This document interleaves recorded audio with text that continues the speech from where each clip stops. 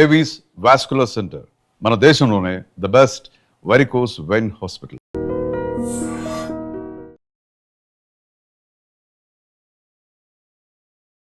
నమస్తే, welcome to I dream. నా పేరు వలి. ప్రస్తుతం నాతో పాటు స్టూడియోలో ఉన్నారు ఫ్యామిలీ కౌన్సిలర్ అలాగే పబ్లిక్ స్పీకర్ రజనీరమ గారు. మేడంతో మాట్లాడతాం. నమస్తే మేడం. నమస్తే అండి. మేడం, జగిత్యాల జిల్లా కోరుట్ల మండలం మాదాపూర్లో చాలా దారుణమైనటువంటి ఘటన. యూట్యూబర్ వైష్ణవి, ఆ పెళ్ళి కూడా 8 నెలలే అవుతుంది. 5 నెలల గర్భంతో కూడా ఉంది. చాలా దారుణంగా భర్త హరిబాబు కత్తితో పొడిచి చంపేశాడు. మనకు అక్కడి నుంచి వస్తున్నటువంటి ఇన్ఫర్మేషన్ అదనపు కట్నం కోసమే ఇంత దుర్మార్గంగా ప్రవర్తించాడని చెప్పి సమాచారం వస్తుంది. ఇది విన్నప్పుడు ఎలా అనిపించింది మీకు? చాలా దారుణం అండి. ఒకటే రోజు ఎన్నో జరుగుతూ ఉన్నాయి ఆత్మహత్యలు, హత్యలు. ఇప్పుడు ఇది కేసు తీసుకుంటే వైష్ణవి అనే అమ్మాయి చిన్న అమ్మాయి ఏజ్లో. ఇప్పుడు 8 months 10 months అయింది మ్యారేజ్ అయ్యని చెప్తున్నారు. అంటే పెళ్ళి డేట్కి ఆమె 17 కంప్లీట్ అంతే. ఇప్పుడు మొన్న అక్టోబర్కి ఆమెకు 18 కంప్లీట్ అయినాయంట. అంటే అప్పటికి జస్ట్ 16 అయ్యి 17 రన్ అవుతుంది ఆవిడకి. అంటే అది ఒక రకంగా నిన్న కూడా నేను ఒక వీడియోలో చెప్పినట్టున్నా, బాల్య వివాహం కిందకే వస్తుంది ఇది. అంటే ఇది ఒక పక్కన లవ్ మ్యారేజ్ అంటున్నారు. లవ్ మ్యారేజ్ కాదని ఆ అమ్మాయే కొన్ని రీల్స్లో చెప్పడం జరిగింది. అందరూ వినే ఉంటారు, మనం చూస్తూనే ఉన్నాం. ఆమెకు వైరల్ అవుతున్నాయి కొన్ని వీడియోస్ ఆమెవి. దాంట్లో ఏం చెప్తుంది, మాది లవ్ మ్యారేజ్ కాదు అంటే. ఇప్పుడు పాత రీల్స్ కూడా కొంచెం తవ్వి తీస్తే మనకి ఇంకా చాలా తెలుస్తాయి. ఎందుకంటే ఆమె అన్ని పర్సనల్స్ పెట్టేసింది అందులో. డే 1 నుంచి కూడా తీసుకుంటే ఆమె పర్సనల్ విషయాలను ఎక్కువగా తీసుకుంది. ఎందుకనంటే రీల్స్లో ఏం చేయాలో సరైన అవగాహన లేకపోవడం దీనికి కారణం. ఫస్ట్ జరుగుతున్నాయి కదా, జరిగినవన్నీ పెట్టేద్దాం. ఇది ఒక పిచ్చిగా తయారైంది వలి గారు జనానికి. ఏది కనిపిస్తే దాన్ని పెట్టేయడం. అదే పచ్చిమిరపకాయ కట్ చేస్తే పచ్చిమిరపకాయ ఇలా కట్ చేయాలని పెట్టడం, అది ఎంత హాస్యాస్పదం అయిపోయింది అనమాట. మొన్న ఏదో హాస్పిటల్కి వెళ్ళి స్కానింగ్ తీసుకుంటే ఇప్పుడు స్కానింగ్ తీసుకొని వచ్చాం అది కూడా చెప్తుంది కదా. తను ప్రెగ్నెన్సీ టెస్ట్ చేసుకున్నది చూపించడము, ఇవన్నీ పర్సనల్స్ పెట్టకూడదని తెలీదా? లేకపోతే ఆ భర్త ఒక 24 years ఉన్నాయి, అతనైనా చెప్పడా? అతను కూడా కోఆపరేట్ చేశాడు. ఈ అమ్మాయి చేసే రీల్స్ అన్నిటికీ ఇద్దరు కలిసి చేసినవి కూడా చాలా ఉన్నాయి. ఇప్పుడు వీళ్ళిద్దరు కలిసి చేస్తున్నారని, బిఫోర్ దట్ కూడా ఆమె రీల్స్ చేస్తుందని వీళ్ళ పేరెంట్స్కి తెలుసు కదా.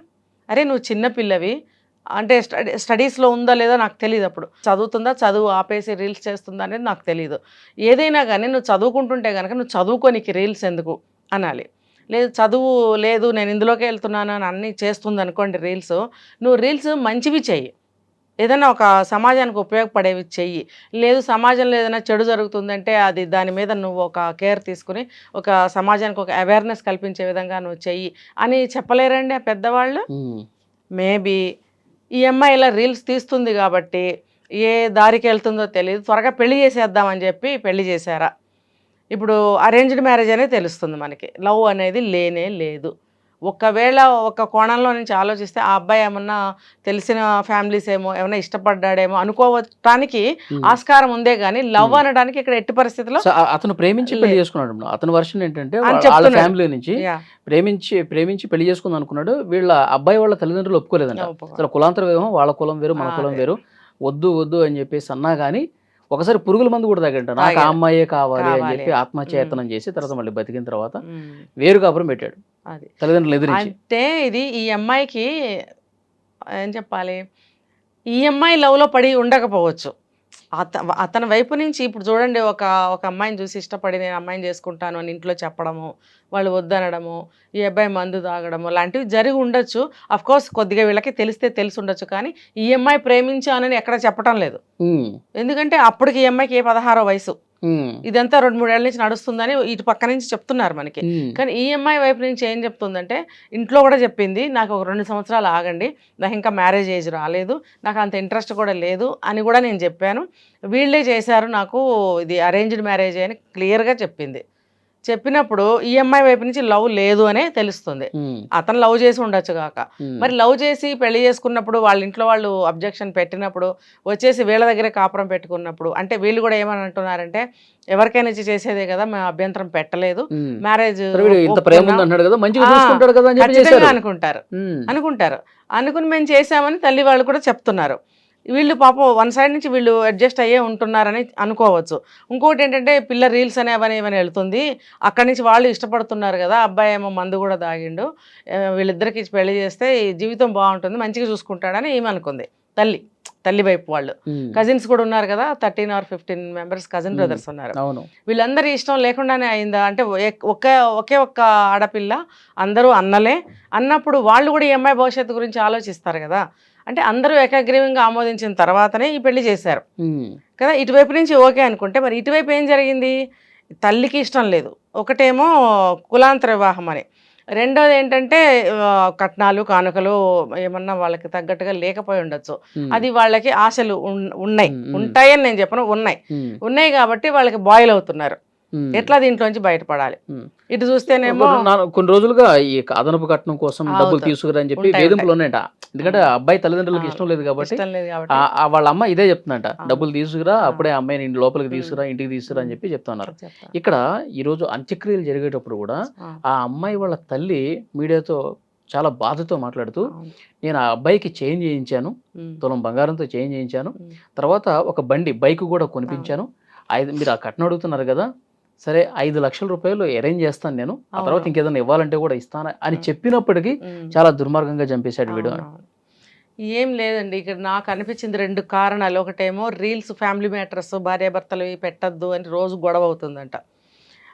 అటువైపు నుంచి ఏమో డౌరీ హెరాస్మెంట్ అత్తగారి వైపు నుంచి జరుగుతుంటే కొడుక్కి ఎక్కించి పెడుతున్నారు లాస్ట్ 3 months నుంచి అన్నప్పుడు, ఆ యాంగిల్లో కూడా గొడవలు అవుతున్నప్పుడు ఈ వైష్ణవి అనే అమ్మాయికి కోపం బాగా పెరగడానికి కారణమైంది.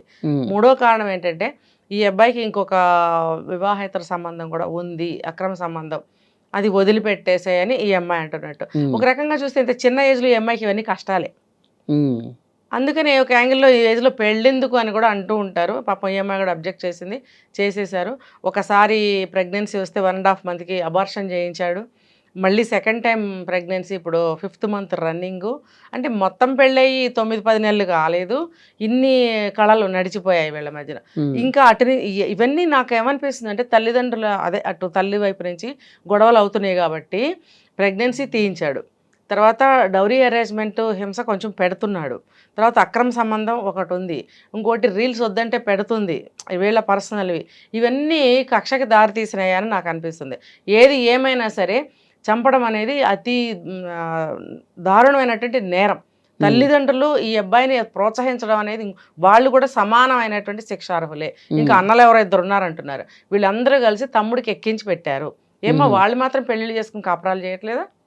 ఈ చిన్నమ్మాయి ఈ అమ్మాయి ఏం చేసింది తెలుసో తెలియక రీల్స్ చేస్తుంది. బెదిరించో తీటో లేకపోతే అదిలించో ఆమెకు కంట్రోల్ చేయాలి. చెప్తే ఆ మానుతుంది కదా.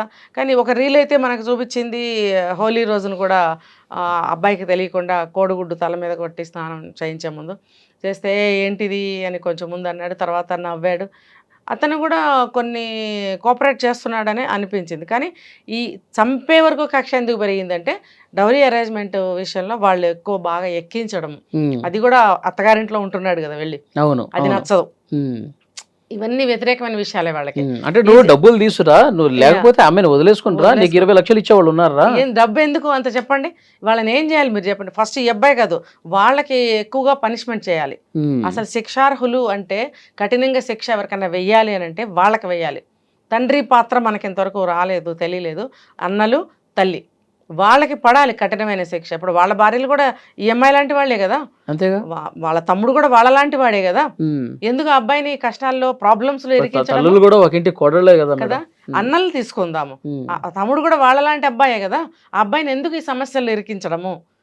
తమ్ముడు ఇరుక్కుంటాడు, అనవసరం కేసులు అవుతాయి, జైళ్ళు అవన్నీ పడతాయి, తర్వాత వాడి జీవితం నాశనం అవుతుంది అని అన్నలకి లేదా బుద్ధి. వాళ్ళు బాగుండాలి.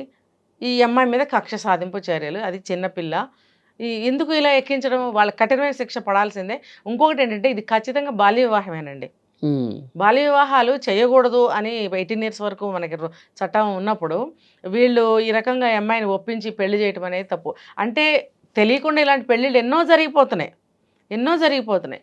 ఒక పక్కనే తప్పులు ఉన్నాయని అనడానికి లేదు. ఇప్పుడు అబ్బాయికి చేంజ్ చేయించాను, ఎంతో మా ప్రాపర్టీ రెడీ చేశాను ఇవ్వడానికి అంటే అడిగిందల్లా మీరు ఇవ్వడానికి సిద్ధపడ్డారు. ఇక్కడ సిద్ధపడినా కూడా వీళ్ళు ఇలా చేశారు అంటే అమ్మాయి జీవితం బాగుండాలనే ఉద్దేశమే కదా. ఇటువైపు నుంచి కొంచెం బాగానే ఉంది, అంటే అన్నీ కూడా సానుకూలంగానే ఆలోచిస్తున్నారు వీళ్ళు. అయినా కూడా వాళ్ళు ఎటు నుంచి అన్నీ తవ్వుతున్నారు, కక్షలకి దారితీసే కారణాలు వెతుకుతున్నారు, తవ్వుతున్నారు అని అంటే వాళ్ళకి ఎట్టి పరిస్థితుల్లో ఈ అమ్మాయి పెళ్లి కానీ ఈ అమ్మాయితో వ్యవహారం కానీ ఎట్టి పరిస్థితుల్లో వాళ్ళకి ఇష్టం లేదు, వదిలించుకోమని. అంతే, వదిలించుకోవడానికి ఆ, ఇంత నూరి పోశారు. చంపేస్తామని కూడా బెదిరించారని కూడా చెప్పారు కదా మధ్యలో, తల్లి అవును, బెదిరించింది అని. అంటే ఇలా తమ్ముడికి అదే కొడుక్కి బాగా ఎక్కించడం వల్ల అన్ని పక్కల నుంచి ఒకసారి ఇంటికి వెళ్తే కళ్ళలో కారం కారం కొట్టారు. కొట్టింది. కారం కొడితే ఇద్దరు కలిసి వచ్చేసారు ఇక్కడికి. అంటే అట్లా చేయడం, వాళ్ళు పట్టుబడుతున్నాము, సాక్ష్యాలు దొరుకుతున్నాయని వాళ్ళకి అర్థం కావట్లేదా? అంటే అంత డైరెక్ట్గా ఆవిడ ఆ పనులు చేస్తుంది అని అంటే ఆవిడ ఎటువంటి అవును. లక్షణాలు ప్రవృత్తి కలిగిన మనిషి అని మనకు అర్థమవుతుంది. మనిషి అసలు అనాలా? ఇంకా జనాలు ఇట్లా తయారవుతున్నారు. చూడండి, మనిషి అని అనాలా, స్త్రీ అని అనాలా ఆవిడ్ని? స్త్రీ జాతికి అవమానం ఇలాంటి వాళ్ళు. ఇప్పుడు తక్కిన ఇంకా ఇద్దరు కొడుకులు ఉన్నారు, పెద్దవాళ్ళు. ఈ అబ్బాయి చిన్నోడు. అరే ఆకరణ పుట్టాడే చిన్న కొడుకే అని మమకారం ఇంత కూడా లేదా? ఆ అమ్మాయిని చంపేస్తే నీ కొడుకు ఎక్కడ ఉంటాడమ్మా? నీ కొడుకు కూడా జైల్లోనే ఉంటాడు, మళ్ళీ నీకు తిరిగి కనబడ్డా అసలు. ఉరిశిక్షణ ఇంత ఇంత దారుణంగా అమ్మాయిని అనేక చోట్ల కత్తిపోట్లు పొడిచాడు, మెడకాయ పిసికాడు. అంటే అంత హింసాత్మకంగా, క్రూరంగా ఆ అమ్మాయిని అనేక సార్లు దాడి చేసి చంపాడు. అంటే వాడిలో ఎంత కక్ష నింపుకున్నాడు, ఎన్ని ఎక్కించిన మాటల బుర్రని పనిచేయిస్తున్నాయంటే బాగా అర్థమవుతుంది ఇక్కడ. ఇప్పుడు వాళ్ళు అమ్మాయి వాళ్ళ 13 మంది అన్నలు ఉన్నారు కదా అన్నలు మేడం. వాళ్ళు ఏం చేస్తున్నారు చెప్పండి? అసలు వాళ్ళు మాట్లాడుతూ ఉన్నారు, మాట్లాడు. అసలు వాడిని నేను ఏదో ఒక రోజు చంపేస్తాను వాడిని అని చెప్పి అంత కోపం రగిలిపోతూ మాట్లాడుతూ ఉన్నారు. కానీ వీడు కూడా ఎంత సైలెంట్ గా చంపాడు చూడండి. ముందు ఏదో సౌండ్ వచ్చిందంట ఇంట్లో రూమ్ లో, సరే వీళ్ళు చిన్న చిన్న గొడవలు పడతా ఉంటారు కదా అనుకుని వెళ్ళలేదు. ఉదయాన్నే చూస్తే చంపేసి ఏమి ఎరగనట్టుగా మళ్ళీ ముఖం కడుక్కొని ఇంటి నుంచి బయటికి బయట వెళ్ళిపోయాడు. తలుపు గొళ్ళం పెట్టి మరి బండి మరి ఎక్కి అమ్మాయి ఏంటి ఇంకా బయటికి రావట్లేదని 2 గంటల తర్వాత చూశారంట. చూశారు. సహజంగా చేశాడు. అంటే వీళ్ళు న్యాచురల్గా ఉండాలి, అమ్మాయి నిద్రపోతుంది కాబట్టి ఈయన ఏదో బ్రష్ చేసుకుంటున్నాడు బయట అని సహజంగా అనుకోవాలని ఆ పని చేశాడు. బండి ఎక్కడమే ఫాస్ట్గా వెళ్ళిపోయాడంట. అంటే ఎక్కడో చోట వాడి ఏమంటారంటే తొట్టుపడటం అంటారు కదా, అది కనపడిపోతుంది. కనపడిపోతే అనుమానానికి దారితీసింది వీళ్ళకి. మరి వెంటనే చూసుకోవాలి కదా ఏంటి అనేది. ఇప్పుడు గత కొద్ది రోజుల నుంచి బెదిరింపులు జరుగుతున్నాయి, గొడవలు జరుగుతున్నాయి. నిన్న రాత్రి కూడా కుక్కల అరుపులు వినపడినాయి అది ఇది అని అన్నప్పుడు ఆ కుక్కల అరుపులు కాదు వీళ్ళే అరుచుకుంటున్నారు అని చెప్పి అన్నలు చెప్తున్నారు. మరి ఇన్ని మీకు క్లూస్ దొరుకుతున్నప్పుడు మీరు కాపలా ఉండాలి కదా, అంతమంది మగపిల్లలు ఉన్నప్పుడు. ఇప్పుడు ఆ అబ్బాయి చంపేసిన తర్వాత వాడిని చంపుతా ఉంటాం మగతనమా? ముందు అమ్మాయిని రక్షించుకొని ఉండాల్సింది, అది మగతనమా? గొడవ జరిగినప్పుడు అసలు దాన్ని సెటరేట్ చేయాలి కదా. అంతమంది అన్నలు ఎంత కాపలా ఉండాలి అమ్మాయికి, ఎంత రక్షణగా ఉండాలి. అది మానేసి ఇప్పుడు వాడిని చంపుతామంటారే, వాడిని ఎటు ఉంటుంది, వాడికి ఉరి శిక్ష, జైలు శిక్ష, యావజ్జీవమో ఏదో ఉంటుంది, అది చట్టం చేస్తుంది. వీళ్ళ చేతుల్లోకి తీసుకోవడానికి వీళ్ళు అంటున్నారు మాకు వదిలేయండి, మీకు చేత కాకపోతే మాకు వదిలేయండి అంటే రెడీగా నుంచోబెట్టి ఎన్కౌంటర్లు చేసే చట్టాలు మనకి లేవు. కాబట్టి చట్టం వాళ్ళు తీసుకునే చర్యలు సాక్ష్యాలతో పాటు వాళ్ళు త్వరగానే తేల్చాలని మనం కోరుకుందాము. కానీ ఒక ఆడపిల్లకి రక్షణ ఎలా కల్పించాలనేది సమాజంలో చాలామందికి తెలియటం లేదు. సరే, ఇది ఇంతమంది బలగం ఉన్నారు, అన్నలు దట్టు అందరు మగపిల్లలు, ఆ ఏకైక ఆడపిల్ల మాకు ప్రాణం అని గుక్కబట్టి ఏడుస్తున్నారే. నిన్నటి వరకు ఏం చేశారు మరి మీరందరూ? ఏ రకంగా మీరు మీ బాధ్యతలను చూపించారు? ఏ రకంగా మీరు రక్షణ? ఇవన్నీ చిన్న చిన్న గొడవలుగా తీసి పారేశారు వాళ్ళు. తీయకూడదు కదా, కత్తితో పొడితే చంపేస్తాడా అన్న స్థాయికి వాళ్ళు ఊహించలేదు. కానీ ఆవిడ ఇంటికి వెళ్తే కారం కొట్టడం అది హింసేగా. కోడలంటే ఇష్టం లేకపోవటమే కదా. ఆ ఇష్టం లేని కోడలు ఎంత బాగా చూసుకుంటున్నాడని కొడుకు మీద ఒక కోపమే కదా. ఇవన్నీ నీకు కనబడుతున్నాయి ఒక చర్య ద్వారా. మరి మిగతా ఎన్నో జరిగినాయి, వాటి ద్వారా ఇంకా బాగా తెలిసి ఉండాలి కదా.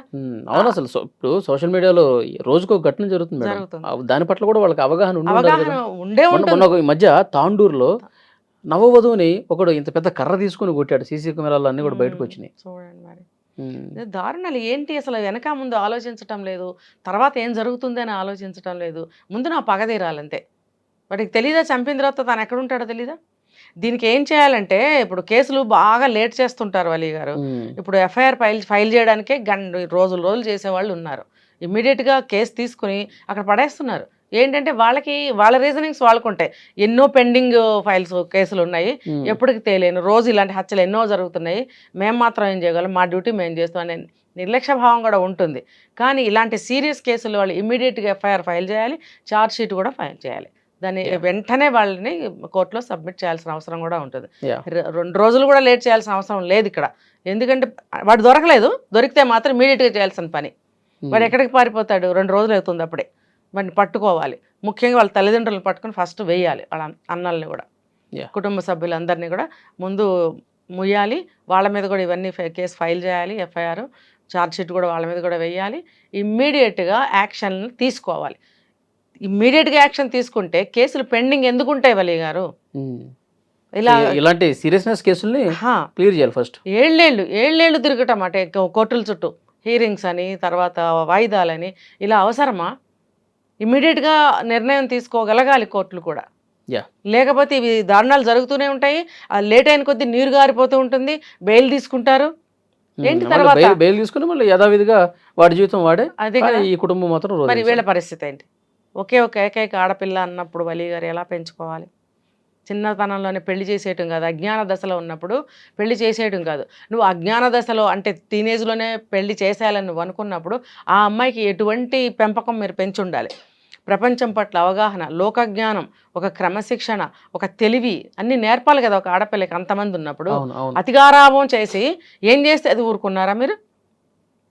ఇప్పుడు ఏదైతే అది ఇవ్వడానికి కూడా సిద్ధపడ్డారు. ఇదే మీరు చేయవలసింది, అదే అమ్మాయి మీద మీకున్న ప్రేమ, ఆ అమ్మాయి మీ ప్రేమ ఆ అమ్మాయి జీవితాన్ని బలి తీసుకుంటారు. పెద్దల తప్పిదాలు కూడా ఉన్నాయి. వాళ్ళందరి ప్రేమ మాకు ఒకటే ఒక పిల్ల అన్నటువంటి అపరూపమైనటువంటి ప్రేమ ఇప్పుడు ఆ అమ్మాయి జీవితాన్ని బలి తీసుకుంది. అంతే.